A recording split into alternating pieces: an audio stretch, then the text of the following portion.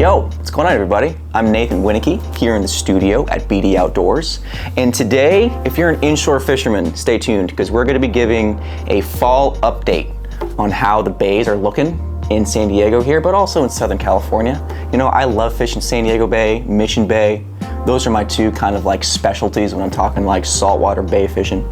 But if you live up in LA, you know, fishing those kind of Redondo Harbor, LA Harbor, all applies to you.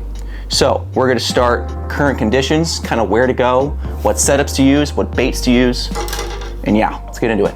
All right, so we're gonna start with conditions. Let's kind of talk about how things are laying out right now in the bay. If you've been out there in the summertime, you probably know that the fish have been shallow. It's been an awesome summer of fishing. I've been getting out there fishing shallow stuff. The eelgrass has been biting. Typically that 6 to 15 foot zone in the northern bay especially has been biting, but there's reasons as to why, and let's get into that. So the water temp in the northern bay recently has been in that upper 60s and lower 70s, and that's pretty much prime. It's what you're gonna be looking for as we're going out throughout the year, and what you'll notice is that you're gonna have to go deeper into the bay to find that kind of condition. So recently here I've been fishing basically just right across from Shelter Island, from Zuniga all the way down to basically, where is that? Like the Navy base. Has been good, but don't quote me on that. The fish move, the conditions are changing, and probably by the time this is out, I'm gonna be fishing the mid bay, Glorieta Bay, going basically south of the bridge. So water temp is key, current is key, and also depth. So this is the time of year when the eelgrass and the shallows start to die off, and the fish are gonna realize that, and they're gonna move off of those flats very quickly. So where you have been catching fish in that 8 foot zone, you might want to look to where that drop off goes into, where it's maybe 16, 17, going into 20 feet. Those fish are going deeper, they're feeding on the bait that's a little bit lower in the column, and if you target the edges, the more hard structure, you're gonna have a better bet. So going into the fall, look for drop offs, look for channel lines, look for rock piles. There's a lot of hard bay, and especially San Diego Bay. That's where I focus on. So if you guys know your spots, your deeper spots, this is the time of year when you want to start slowing down your presentations and fishing specific areas rather than combing through an entire zone. So with that, let's get into two setups. I brought two setups here that I mostly use on the bay. I'm going to start with my spinner. This is what I use probably 80% of the time.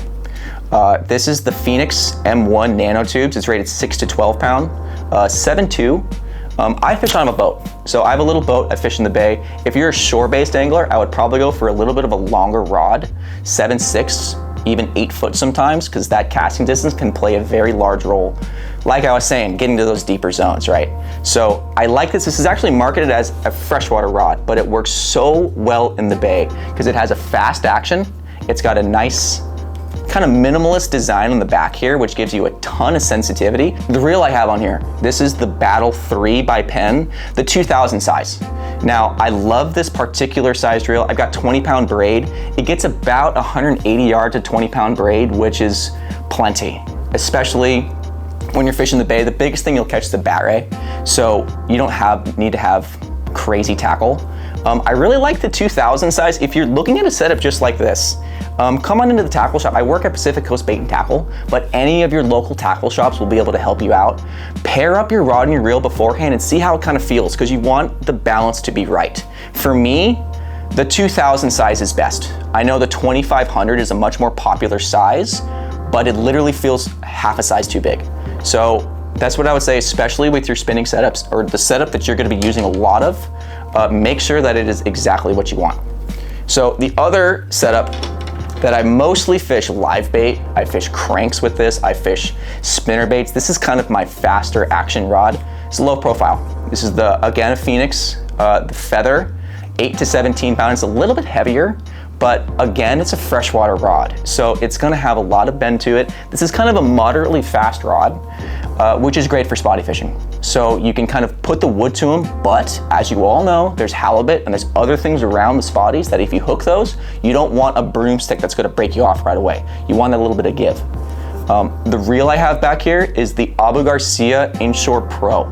This is about a 200 size. I have it filled with 30-pound braid, and I've loved this reel. It is basically your typical low profile, but it has a lot more ceilings to make it a saltwater based bait caster. A lot of these low profiles are designed for largemouth fishing in lakes and rivers and things.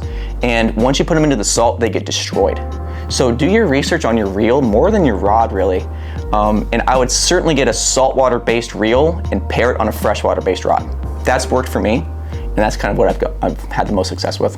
It's time to move on to some baits here, and a couple different frames of thought with the baits that I selected. We're gonna start with our search baits. So if you're new to an area, if you don't really know where to go, and I recommend you trying different places, especially this time of year, because the fish are moving and they can be in areas that you typically don't fish. I want something to cover water. This is my favorite saltwater crankbait. This is the Berkeley Dredger. This particular size is 14.5 feet, but I also brought my little tiny one. This is my 8.5 footer. Color-wise, I thought it was I was super hyped on this color because I was like, spotty killer. It doesn't matter what I've figured out. This bait fish pattern works just as well. You just want to put it in the right zone. So, especially fishing crankbaits I found in the bay, you want to have a variety of different sized baits, because if you have one too deep, you're gonna be snagging grass every single time. If it's too shallow, you're not gonna get into that zone where the fish are at. So you wanna have something, say a small one, a medium one, and probably there's a bigger version I should have brought to show you guys to fish that 20, 25 foot zone, and they still get bit. So the Berkeley Dredger, especially, it has this little counterweight right in the lip there, and it allows the bait to stay right up and down, and it has a super, super good tight wobble to it. Spotties love this little thing, and they eat it so aggressively. So if you have never tried a crankbait in the bay, absolutely give it a shot, because even moving into the wintertime, they're gonna be smoking these reaction baits. The other one that I really like is the Warbaits spinnerbait. This is basically a freshwater bait that is designed for the bays. Warbaits made this heavy duty. This is a thicker gauge wire, heavier hook, and they make heavier ones. So this is the 1/2 ounce version, but they make them all the way out to 1 ounce, which is super cool when you want to fish those deeper zones. And basically this bait is a very easy one to fish. You're gonna cast it as far as you can on a rod like this, and then you're gonna let it sink about halfway through, and you're gonna give it a pretty medium to slow retrieve. You can speed it up, you can slow it down, but pretty much it's a cast and wind type bait. Really good. If you want to try something else, it's not commonly used. I don't see a lot of guys throwing the spinner bait, but it definitely works, and it's gonna filter out those smaller fish. This is definitely a big fish kind of bait. So once you've found your spot and you kind of know what you're fishing on, I like to slow down and I like to use soft plastics. One of my favorites to use is a little fluke. So this is the Zoom Salty Fluke, I think. They have a bunch of different names for them. It's a white fluke. It's about 3.5, 4 inches long. I got it paired on a 1/4 ounce bullet head. And basically all you want to be doing is just bumping bottom. This is a halibut specific technique. If you guys are looking for halibut, if that's a goal of yours, I would try to stick with the white baits and stay deeper. This is a bait that's going to work really well in that 15 all the way down to 25 feet, but it's important that you use it on a rod like a spinner. So what I do a lot of the times is that I'm constantly flipping between in and out of bail, and I'm watching my line. And it's kind of hard to explain in the studio, but your line floats, right? And you'll see it move and it stops as soon as it hits bottom. Gives you a great indication that where you're at, where you want to be, and basically you're hopping this off the bottom, and you're just going to be moving this bait in a slow manner. This is not something you're going to cover a lot of water with, but you're going to be working a particular area really thoroughly. So bottom contact is key with these baits. Just keep that in mind. You're going up, you're going down, you're going up, and you're going down. And one of those times, the halibut's going to bite it. When we're talking more spotties, we're talking shallower water, I like the neck breaker with some sort of paddle tail. This is a Warbaits product, the neck breaker. Basically, it just separates the weight from the bait, and for whatever reason, it gets smoked. This bait gets bit better than any other weedless presentation I've had, and I'm still trying to figure out why, because it's exactly the same, right? But what I have on this is a 4-inch Kitech. This is the Easy Shiner. You notice that I'm using a lot of white baits, and if you've been fishing inshore long enough, you know that white gets bit. But mostly it's just for you guys to see. Okay, so we covered the paddle tails, we covered the reaction baits. Let's go over some slow baits now. So One of my favorite lures that has kind of come into the market in this past year has been the submission jig. They come in a variety of different sizes. The Sumo and the Assassin both get bit, but basically what this is nothing new, but it's micro jigging on deep rock piles. So you want to get on 25 to 40 feet of water, and you're going to be dropping vertically. I like using my spinning rig for this, but people really like their conventionals too.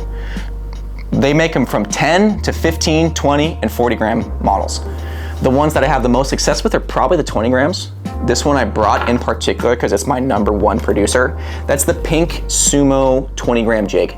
Presentation wise, this is a bait that gets bit largely on the sink.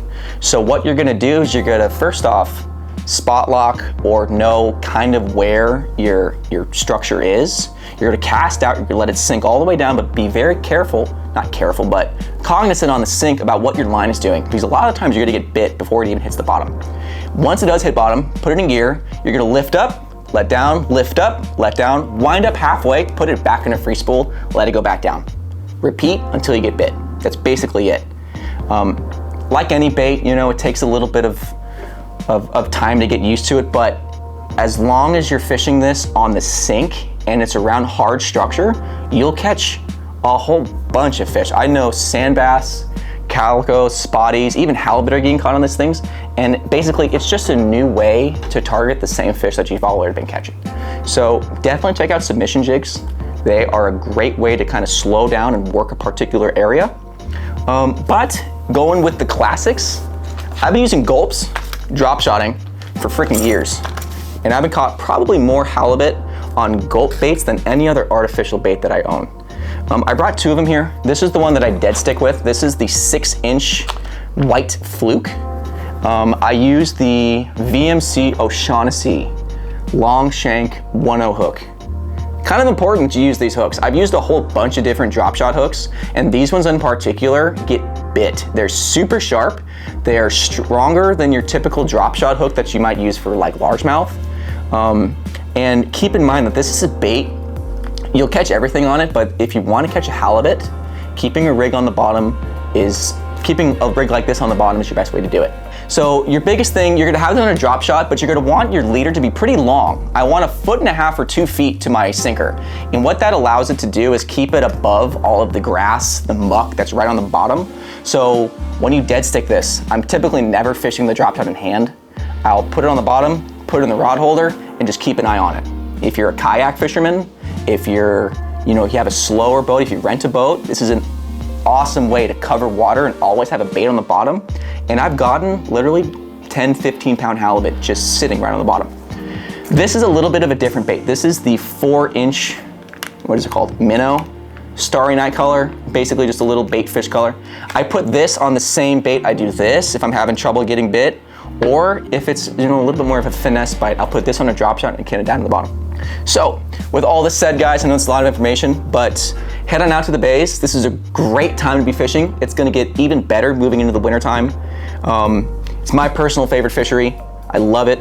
If you have any questions, comments, put it below, like and subscribe. Thank you guys for sticking around. I'll see you on the next one.